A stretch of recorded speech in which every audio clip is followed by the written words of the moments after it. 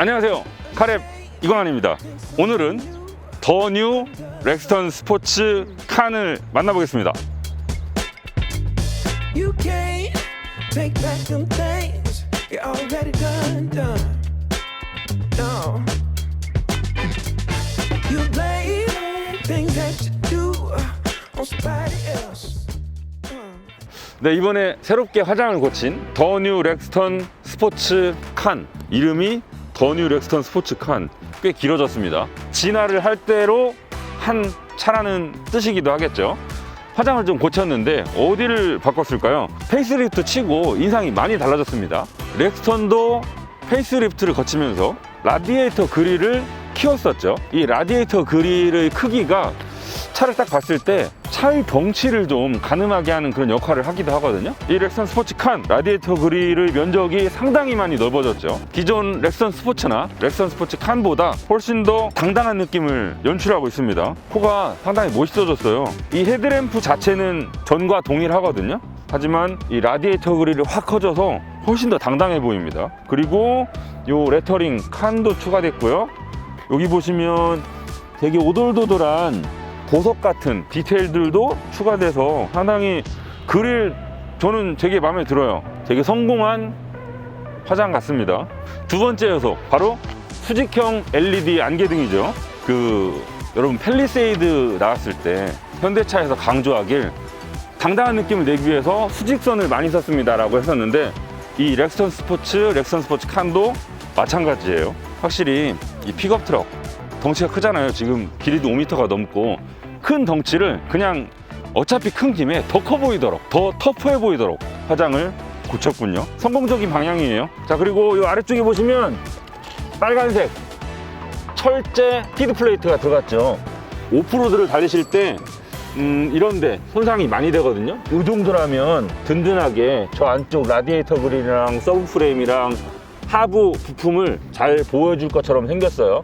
옆으로 볼까요? 자, 지난번에 말씀드렸었는데 요 면적이 상당히 넓거든요. 다른 차들 중에 이 어깨가 이렇게나 빵빵한 차들 별로 흔치 않아요. 앞쪽 라디에이터 그릴 안개등도 수직으로 빵빵 세운 데다가 어깨 뽕이 이만큼 들어가 있어가지고 차가 되게 당당해 보이죠? 거기에다가 이 휠하우스를 검정색 플라스틱으로 쑥 둘러놔가지고 좀 더 터프한 이미지도 전달해 주고요. 지금 저희 시승차는 18인치 휠이 들어갔습니다. 렉스턴 스포츠 칸은 17, 18, 20 세 가지 사이즈의 휠을 제공해 주고 있는데, 얘는 18인치고요. 저는 개인적으로 20인치 휠 별로 추천드리지 않아요. 프레임 자체의 한계 때문이기도 하지만 승차감이 그렇게 좋은 차가 아니에요. 근데 거기에다가 휠을 20인치까지 넣으면 이 렉스턴 스포츠의 캐릭터랑도 맞지 않고 승차감에서도 분명 손해를 볼 거기 때문에 저는 개인적으로 18인치가 제일 적당한 사이즈가 아닐까 싶습니다. 지금 보시면 타이어의 트레드 패턴이 상당히 두껍죠. 요건 오늘 행사를 위해서 쿠퍼 오프로드용 타이어를 신겨놨기 때문이고요. 순정 상태에서 이 타이어가 제공되진 않습니다. 이 점 참고해 주시고요. 지금 보시는 휠도 블랙 휠 옵션이 적용된 상태고요. 이 옵션을 빼면 그냥 일반적인 디자인의 18인치 휠이 들어가죠. 지금 저 안쪽으로 보시면 파란색 코일 스프링이 보이거든요. 전부 다 검정색으로 처리된 휠하우스 내부에 파란색 코일 스프링이 이렇게 들어가 있으니까 되게 시선을 끄는데, 이것도 다이내믹 패키지 2에 들어가 있는 다이나믹 서스펜션 때문에 저렇게 포함되어 있습니다. 제가 이 안쪽을 보니까 이 휠하우스 내부 있잖아요. 관절 딱 잘라서 이 승객 쪽은 부직포로 마감을 했어요. 오프로드 달리면 이런데 자갈 끼고 속도가 빨라지면 그게 다 튕겨 나가면서 따닥따닥 때리면 다 소음인데, 그걸 좀 줄여주기 위한 마감도 빠뜨리지 않았군요. 이 렉스턴 스포츠 칸 차고가 상당히 높죠. 타실 때 좀 불편할 수 있는데 그걸 위해서 이런 사이드 스텝도 달려 나왔어요. 요게요, 타실 때 보면 밟고 올라서기 상당히 좋은 크기와 위치를 지녔습니다. 이렇게. 이게 만약에 없으면 저처럼 다리 짧은 사람들은 이렇게 타야 되거든요. 약간 살짝 점프해서 올라가야 되는데 얘는 밟고 쓱 올라가야 되니까 상당히 편하고요. 자, 이런 픽업 트럭의 장점 중에 하나가 뭔가 좀 액세서리를 통해서 내 취향에 맞게 커스터마이징 할 수 있다는 거거든요. 그런 걸 대표적으로 보여주는 예가 이거죠. 여기 보시면 이름이 패션 루프렉이라고 돼 있어요. 가격은 20만 원이고요. 나라면 그걸 하나쯤은 장착을 할 것 같아요. 이게 하나 달려 있음으로 인해서 훨씬 더 차가 멋있어 보이죠. 이거 있는 차보다가 이거 딱 떼면 뭔가 좀 허전하거든요. 자, 뒤쪽으로 오시면 이 렉선 스포츠 칸만의 차이가 좀 보이죠. 렉선 스포츠보다 렉선 스포츠 칸은 지금 휠 베이스도 110mm 더 길고요. 전체 길이도 310mm 렉선 스포츠 칸이 더 길어요. 덕분에 적재함도 커졌죠. 적재 용량을 보셔도 렉선 스포츠보다 렉선 스포츠 칸이 약 한 250L 더 넓거든요. 그런 게 좀 시각적으로도 보이죠.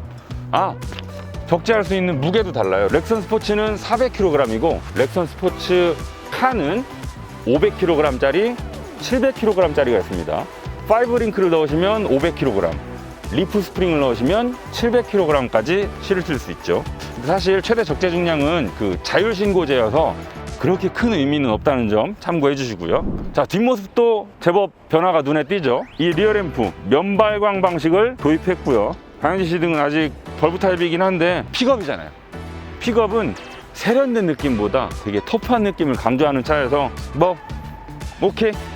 자, 그리고 이 가운데 부분 칸이라고 음각 처리를 했죠. 이 플라스틱 패널을 덧대서 레터링을 추가했습니다. 있는 것과 없는 것 뒤에 따라가면서 보면 훨씬 더 있는 게 멋있거든요. 얘도 그런 똑같은 변화를 추구했죠.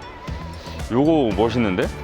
이 범퍼 아래쪽에도 이렇게 금속 느낌으로 멋을 좀 더했군요. 뭐 전체적으로 좋아요. 훨씬 더 세련돼졌죠. 그리고요, 자, 적재함을 보시면 자, 보시는 것처럼 안 내려오죠. 예전에는 이게 쿵 떨어졌었어요. 근데 얘는 이렇게 부드럽게 내려오게끔 개선이 됐죠. 올리실 때도 큰 힘 들이지 않고 닫으실 수 있습니다. 이렇게 콜로라도도 그랬고 얼마 전에 나온 레인저도 그랬고 또 그 지프 글래디에이터도 그렇고 전부 다 이런 방식을 쓰고 있죠. 이건 참 좋다. 근데 저 개인적으로 이번에 페이스리프트를 하는 김에 요거 좀 달아줬으면 싶었는데 안 들어간 게 하나 있어요. 뭐냐면 콜로라도에 있었던 여기 모서리 발판이거든요. 여기 발판 있으면 여기 탈 때 이거 밟고 쓱 올라가면 돼서 상당히 편했었는데 얘는 없어요. 저처럼 다리가 길지 않은 사람들은 이거 이렇게 타려면 아이고 조금 어려운데 여기다 모서리에다가 페이스리프트 하는 김에 발판 하나 딱 달아주면 훨씬 좋았을 텐데 살짝 아쉽습니다. 자, 적재함을 볼까요? 여러분 이거 다 자, 적재함을 볼까요? 이 플라스틱 커버를 가리켜서 베드라이너라고 하죠. 경쟁 차종들 다 달려 있어요. 프레이를 뿌려서 만드는 방식도 있고 이렇게 플라스틱 별도 패널을 덧댄 방식도 있어요. 얘는 후자에 해당하고요. 이게 조금 오래되면 좀 날카로운 되게 무거운 물건으로 여기 콕 찍었을 때 혹시 찢어지진 않을까 살짝 걱정이 되긴 하는데 정확하진 않습니다. 그리고 안쪽으로 보시면 뭐 별도의 전원 단자 같은 건 없고요. 물건을 고정하기 위한 후크는 마련이 되어 있군요. 여기 2열 뒷면 창문에는 별도의 좌우로 여닫을 수 있는 창문이 없습니다. 창문까지는 저는 뭐 크게 바라지 않거든요. 근데 다만 요런데 조명 하나 달아줬으면 훨씬 좋지 않았을까 싶네요. 조명을 달아주면 밤에 캠핑 같은 거, 레저 활동 같은 거 가셔가지고 이 안쪽에 있는 짐을 부리실 때 야간 시에 훨씬 편하거든요. 조명 여기 달아놓고 여기 달아놓으면 여기 환하게 비춰줘서 아주 좋단 말이에요. 그게 없네요. 그거는 살짝 아쉽습니다. 네, 오늘 시간이 그렇게 여유 있지 않아서 잠깐만 더 뉴 렉선 스포츠 칸을 타고 달려보겠습니다. 일단 타자마자 느껴진 건 생각보다 잘 나가요. 특히 이런 도심, 중저속 요럴 때 힘이 부족하지 않아요. 쌍용차가 그들의 엔진에 맨날 붙여주는 이름이 LET죠. LET 엔진, 로우 엔드 토크. 말 그대로 RPM이 그렇게 높지 않을 때, 속도도 낮을 때, 이럴 때 토크발로 차를 잘 밀어준다, 이런 걸 드러내기 위한 이름이죠. 이름 같아요. 달려보면 이럴 때 가속하면 차 크기를 봐도 그렇고 배기량을 봐도 그렇고 그냥 뭐 주행 성능에 대한 기대는 별로 들게 하지 않는 스펙 시트를 가지고 있음에도 불구하고 막상 가속 페달을 밟아보면 이렇게 중저속 영역에서 잘 밀어줘요. 생각보다 되게 쾌적하게 나갑니다. 이런 건 디젤 엔진의 장점이기도 하죠. 그리고 원래 디젤 엔진이 되게 묵직하고 되게 뭔가 강한 토크긴 하지만 경쾌하게 돌진 않잖아요, 엔진 자체가. 근데 나름 경쾌해요. 빙 밀어준다니까요. 이런 점은 상당히 타자마자 느껴지는 장점이죠.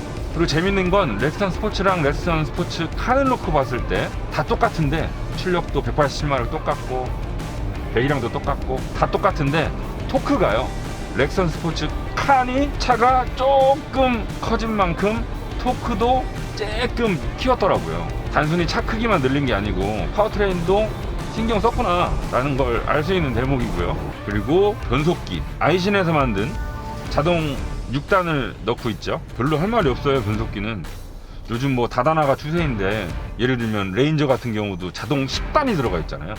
근데 얘는 그냥 6단, 변속 충격 같은 거 별로, 적어도 오늘은 느낀 적 없고요. 크게 할 말이 없어요. 여기 그 쉐보레 차들처럼 기어 노브 왼쪽 편에 플러스 마이너스 스위치가 있습니다. 이걸 통해서 수동 변속을 할 수 있긴 한데, 마치 스포츠카들처럼 시프트 패드를 통해서 적극적으로 내가 3단 넣을 거야, 4단 넣을 거야, 2단 넣을 거야, 그런 용도라기보다 내가 정해놓은 단수로 지정해둔 단수까지만 쓰겠다, 요 정도죠. 엔진 브레이크를 강하게 걸고 싶을 때, 아니면 저속으로 홈런을 달리면서 토크를 살리고 싶을 때, 그런 용도로 만들어진 거라서 매뉴얼로 놨을 때 변속 속도가 느리다고 꼬집고 싶은 마음은 안 듭니다. 그러라고 만든 변속기가 아니고 그럴 차도 아니니까요. 아까 처음에 오늘 쉬는 시간이 좀 짧아서 아쉽다고 말씀을 드렸는데, 원래는 저희도 오프로드까지 가고 싶었어요. 픽업 탔으면 오프로드 타야지. 지금 타이어 봐요. 쌍용차 측에서 오프로드 타이어까지 끼워놨잖아요. 근데 시간도 부족하고요. 변명 아닌 변명을 드리자면 사실 도심도 정글입니다. 이 바위 산들 대신에 저 아파트 산들 보세요. 빌딩 산들, 바위들 대신에 옆에 이 철 돌멩이들 한 2,000개는 제 눈에 보이는 것 같아요 지금. 그리고 장애물들을 피해가야 되잖아요. 근데 지금 타선 변경을 하려면 그러면 막 안 비켜주고, 그런 거 다 장애물이거든요. 변명 아닌 변명을 해봤습니다. 이런 도심 정글을 달리실 때는 이륜구동 모드에 놓고 달리시면 되고요. 눈이 왔다, 여기 보시면 눈 마크도 있어요. 친절하게 눈이 왔다, 뒷바퀴로만 가기에는 너무 위험해. 뒤 핑핑 돌 거 아니에요. 덥지력도 약하고 못 올라가고 언덕. 작년 겨울에 첫눈 엄청나게 많이 오지 않았습니까? 그런 날 사륜 하이로 놓으시면 되고, 그 다음에 여기는 좀 길도 울퉁불퉁하고 자갈도 있고 바위도 있고 모래도 있고 그러네. 그런 데는 사륜 로우로 바꾸시면 되고요. 방금 제가 도심 정글이라고 말씀을 드렸는데, 딱 마침 저희 시승차가 아마존 그린 신규 컬러를 적용한 차입니다. 이거 잘 어울리더라고요. 이런 터프한 차는 이런 녹색 컬러 조합이 아주 좋아요. 딱 캐릭터랑 딱 맞아 떨어지거든요. 제가 만약에 렉선 스포츠를 산다면 이 컬러로 고를 것 같아요. 이렇게 도심 정글을 시속 70으로 달리고 있을 때 느껴지는 승차감, 딱 바디온 프레임 차예요. 이 방금 요런 도동동동 이런 거 넘을 때 차 전체가 똥 도도도동 하고 진동이 똥 하고 떨리거든요. 이게 우리가 흔하게 타는 모노코크 바디의 차들은 노면 충격이 올라오면 그게 차체 전체로 싹 흩어져서 없어져요. 근데 이런 바디온 프레임 차들은 되게 두꺼운 빔이 차체 중앙을 딱 버티고 있으니까 똑같은 충격이 오더라도 똥 하고 떨리는 게 오래 남죠. 똥 하고 떨리는 게 운전자한테 많이 전달이 되고, 이런 여진도 오래 좀 남죠. 이건 차의 근본적인 특징이니까 이해하고 타야 되는 부분이고요. 모노코크 차체에 비해서 상대적으로 그렇다는 거지, 이게 뭐 차가 너무 떨려가지고 못하겠네 그럴 수준은 아니니까 오해하지 마시고요. 험로 주행을 할 경우가 많은 차들이라면 바디온 프레임 방식이 유리한 점도 분명히 있어요. 차체 강성이 워낙 뛰어나서 오랜 시간 차에 스트레스가 가해져도 내구성 면에서 훨씬 유리하거든요. 지금 시속 17km예요. 이 상태에서 잠깐 정차를 해볼게요. 지금 이렇게 시동이 걸려있고 차가 서 있는 상태의 엔진 진동, 실내로 전해지는 소음을 보면 이 정도면 합격. 크게 거슬리진 않아요. 방금 제가 오른쪽으로 차선 변경을 하면서 뒷차가 잘 비켜주길래 고맙다고 비상 깜빡이를 켰어요. 얘도 그거 있나? 아, 여기 있네요. 그거 한번 원터치하면 비상등 3번 전멸해주는 거. 이런 거 되게 재밌는 터치죠. 이 쌍용차가요, 방금 말씀드린 방향시등 3회 버튼 이런 것도 그렇고, 지금 제가 띄워놓은 계기판 모드 이런 것도 그렇고, 지금 이게 RPM 게이지랑 속도계를 가운데 디지털 창으로 띄워주고, 요 버튼을 오래 누르시면 양 옆에 아날로그 계기판의 조명은 또 꺼져요. 이런 잔재주. 이 가운데 계기판 그래픽도 상당히, 해상도도 그렇고 그래픽의 세련미도 그렇고 다른 어떤 브랜드와 비교해도 꿀리지 않는 수준이거든요. 되게 잘해요. 이런 거 보면.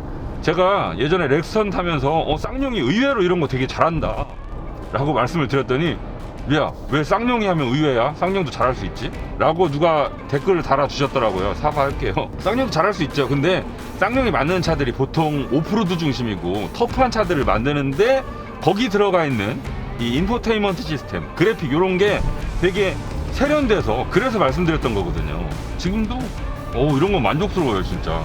그리고 다른 메뉴들도 보시면 되게 친절하게 많은 정보들을 잘 보여줍니다. 이 조작도 되게 직관적이야. 처음 타는 사람들도 버튼 몇 번 눌러보면 이렇게 만지는 거구나 바로 알 수 있는 수준이죠.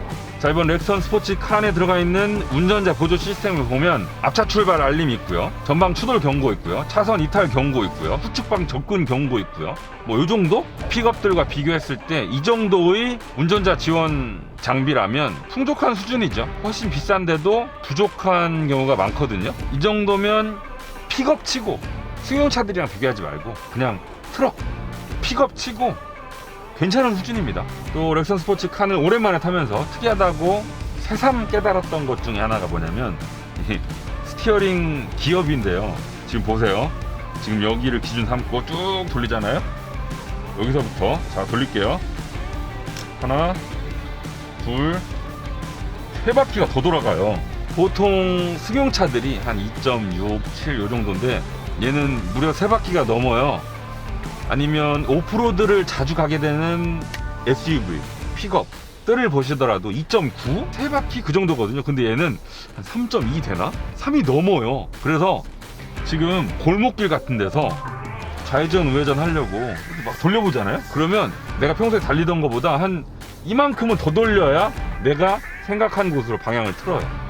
이런 걸 보면 스티어링 기어비는 정말 여유롭게 세팅을 했구나 라는 걸 알 수 있고, 쌍용차가 이런 경향이 심한 편이죠. 근데요, 이 스티어링 관련 얘기를 하다가 생각난 건데, 지금 얘 보시면 되게 스티어링 휠이 굴곡져 있어요.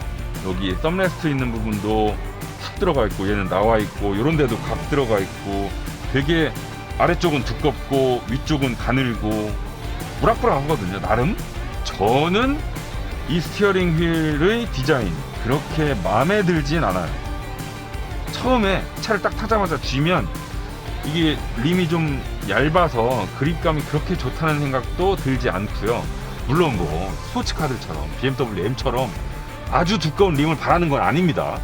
근데 그렇더라도 이 운전대를 딱 쥐는 이 부분 3시 9시 부분은 또 너무 얇고, 여기는 두껍고, 그리고 또 스티어링 휠 기어비가 되게 느슨하니까 이걸 막 돌려야 될 경우가 많단 말이에요. 특히 오프로드 같은 데 가면 이거 되게 스티어링 조작량이 많단 말이에요. 그럴 때 굴곡이 많아서 오히려 감점 요인이 아닌가. 그냥 차라리 평범하게 만드는 게 낫지 않을까 싶어요. 괜히 스포티해 보이려고 스포츠카처럼 이렇게 우락부락하게 만들 필요가 있었을까 싶은 생각이 듭니다. 쌍용차의 그간 행보를 보면 이런 스포츠 모델, 픽업 모델에 대해서 꽤 진심인 편이죠. 과거에 무쏘 스포츠, 코란도 스포츠, 액티언 스포츠까지 있었고, 또 지금이 렉스턴 스포츠까지, 그리고 이 더 뉴 렉스턴 스포츠까지, 거기다 칸도 추가되어 있는 상태고, 이렇게 보면 땡땡 스포츠 모델에 대해서 상당히 신경을 많이 써왔어요. 요즘이야 우리나라 시장에 픽업 모델이 많아졌지만 예전에는 이 픽업 모델 쌍용밖에 없었거든요. 픽업 시장을 앞장서서 개척해왔다고 할 수 있죠. 국산 픽업의 자존심이라고도 볼 수 있는데, 아시다시피 요즘 쌍용의 상황이 썩 좋지 않아서 아쉽습니다. 자칫하면 우리나라 픽업 시장에 전부 수입 모델밖에 남지 않을 수도 있거든요.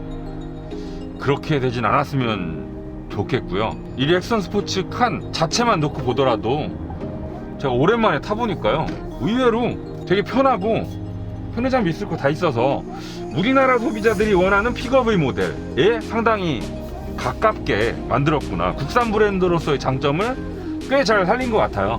가격도 수입 픽업들이랑 비교해보면 상당히 경쟁력 있거든요. 우리나라 소비자분들 싸고 큰 차 되게 좋아하잖아요. 렉선 스포츠 칸이 딱 그런 차예요. 앞으로 이렇게 새롭게 화장을 고친 렉선 스포츠 칸의 선전을 기대해 보겠습니다.